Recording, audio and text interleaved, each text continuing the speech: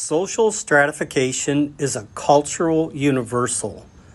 Again, a cultural universal is something that exists in virtually all cultures around the world. Social stratification, meaning some people have more power, wealth, and prestige than others, is definitely a cultural universal. In some cases, it is not very extreme, but in other cases, it's extraordinarily extreme. In the case of the United States, Jeff Bezos makes more money and has more money than I, for example, would be able to earn in 1,000 lifetimes or more. That is, he is rich beyond any imagination. I have a hard time grasping how much wealth and power Jeff Bezos has. For example, he just launched himself and several other people into space with a rocket ship that his company designed and built. So that is wealth beyond any imagination. So the United States is an example of a culture where there are extremes of wealth and poverty. Other nations around the world have less extreme differences between the poorest people and the richest people. In the case of Bangladesh and Myanmar, the gap between the very, very richest people and the very, very poorest people is pretty far. There are people who barely have enough to survive on each day, and at the very high levels of society, there are people that live very opulent lifestyles and have as much food and as many luxuries as they can possibly want. If we go back in time, we can see that 500 years ago or 1,000 years ago, the gap between the very richest and the very poorest was extreme, but not nearly as extreme as it is today. In the United States, we have a saying that the rich get richer and the poor get poorer. And that's indeed true, both within the United States and globally. The extremes of wealth accumulated on the planet are beyond imagination, like I said before. And there are many people still in poverty around the world. And so studying social stratification means trying to figure out why there are rich and poor and why the gaps between the richest and the poorest are so extreme and growing in many cases. So structured social inequality. Understanding social stratification is different from other parts of studying sociology in that it demands taking a macro look at things, looking at things from a large perspective as an outsider, looking at the whole culture. And so our question, looking at social stratification, is how social stratification developed and what impacts social stratification has on a society. And so social stratification infers that there are different levels of power, wealth, and prestige in a society. Some people have a lot, and some people have very little at all. We call these in sociology different social classes. And we use the term stratification because strata are literally layers. And so stratification literally means the layering of society into groups of people that have more or less access to wealth and power and prestige. Going back to earlier parts of our course, we learned the terms ascribed and achieved. In this case, we can apply these words to our understanding of social stratification and what they mean to you. And so a question you can ask is my social class, the layer that I am in my culture, was that something I achieved, or was it something that I was given at birth and am permanently placed there?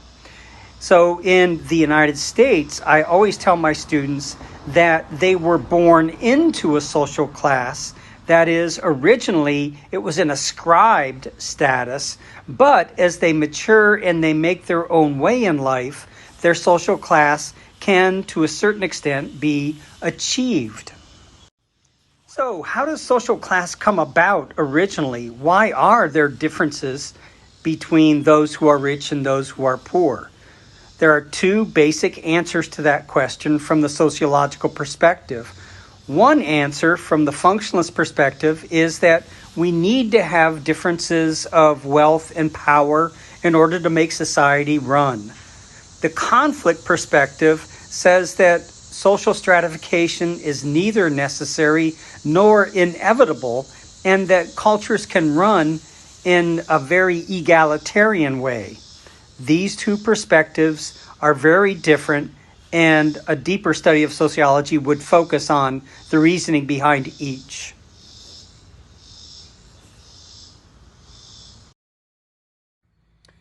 So social stratification has to do with structured social inequality and the strata or class a person is in. And so the question arises, why do those classes exist, and why are there differences between the rich and the poor? So there's a lot to talk about here, and a couple of the terms that we have to talk about are social mobility, right? And social mobility is the ability of an individual to go up or down in the social class ladder. Remember, stratification has to do with layers or strata of social classes. The social class is a group of people that share a similar degree of access to the scarce goods and resources in a society. They have about the same amount of wealth. A society where there is no social mobility, you stay in the same social class your entire life, would be called a closed system. An open system is a system where it is likely, or at least possible, that you can go up or down in the social class ladder. In my case, personally, my family, the family that I came from, my family of orientation, was extremely poor, and I'm not anymore. I'm not poor at all. And so I am an example of intergenerational social mobility. From one generation, my parents' generation, to my generation, I went from the lower social class to the middle social class. At the beginning of my life, my social class was an ascribed status. I didn't choose the family I was born into, and I didn't choose to be as poor as we were. It was just the way my family was at the time. Now that I'm an adult, my social class is, at least in part, an achieved status. I have earned college degrees, I've gotten a good job, and I've worked hard during my life. And so social class status can be, in the early part of life, ascribed, and in the later part of life, achieved, though there are many variables that come into play.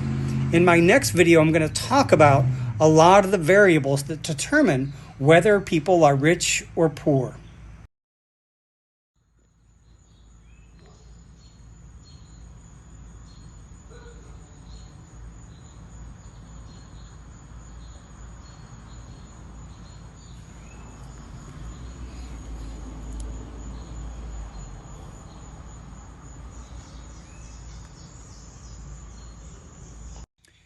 It would be very pretentious of me to believe that I could explain such a huge question in just a few minutes. But what you see in front of you is an equation that I have come up with over the years of teaching social stratification in my classes. And so let me quickly explain some of the terms. P stands for poverty, A stands for affluence, or how rich you are. And so the typical equation that people use is that poverty or affluence is the interaction between two variables: a person's abilities and their character, and the social structure in which they live. But over the years, I've made the equation much, much more complicated. And so the final equation is P slash A equals F times IC times PS times C, and you can see it there. I don't need to read that off. And so that's my long equation. Poverty is P, A is affluence, F is function. So we're saying that there's a lot of variables that interact. IC stands for individual character. PS stands for your privilege score. We talked about various ascribed statuses and achieved statuses and noted that othering has to do with various people having, just by their ascribed status, being in a preferred status. In most cultures, being male, being rich, being in a certain ethnic group, it makes you in a privileged position. The C variable is chance, and chance has its own sub-variables. There are social factors, there are geographical factors, and there are health factors. So if you look at all these together, whether or not you are rich or poor, poverty or affluence, is a function of individual character, times the various privileges you have, times your a lot of chance kinds of variables, like where you were born, what kind of health you have, and so on. That's my long equation. We'll talk about it in class. As we discuss social stratification, it is necessary for us to grapple with the concept of power. Power has been studied through time by all major sociologists, most particularly Max Weber, who defined power as the ability to impose one's will over other people. And so as we think about power, I want to have you consider power in your life. So here are some questions. Who has the power to affect you?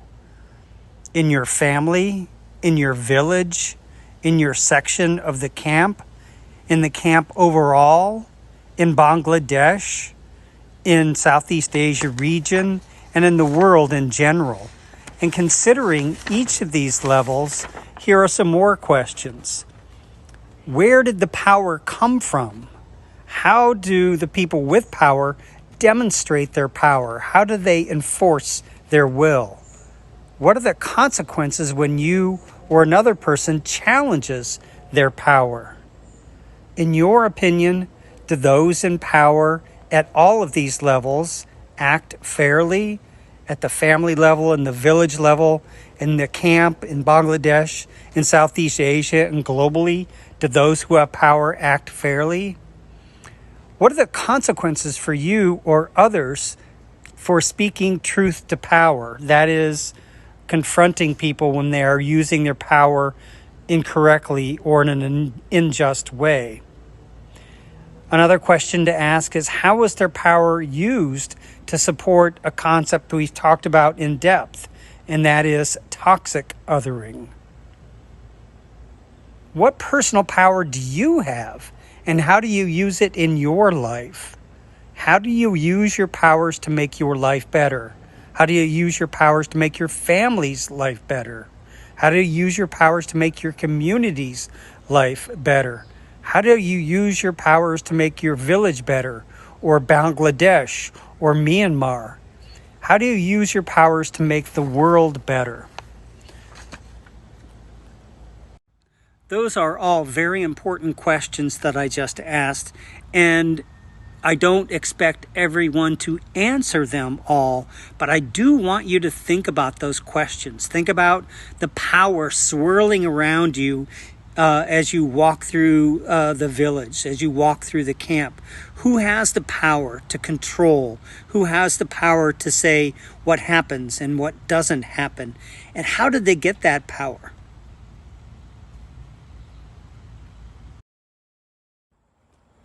Greetings, learners. Your classmate Ataram has placed some very extraordinary and insightful questions onto our WhatsApp group, and in this short video, I hope to address some of those questions.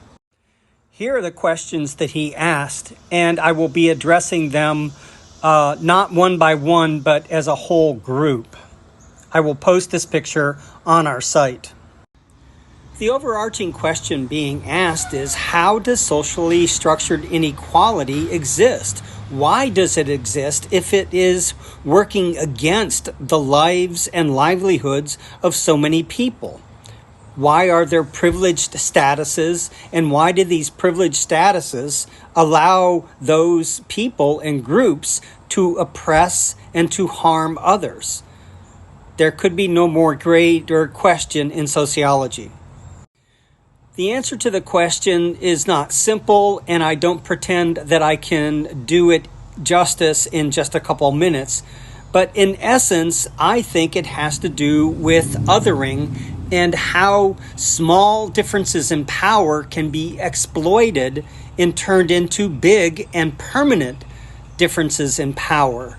And so if we look at the different power of different groups in society, for example, in castes, what happens is that the caste power is begun, and then it is reinforced and made ossified, made concrete, made permanent by laws, by policies, and social structures that keep the powerful in power and the weak from gaining any power at all. The question that was asked about teachers and their resources is one that I ask my classes here in the United States all the time.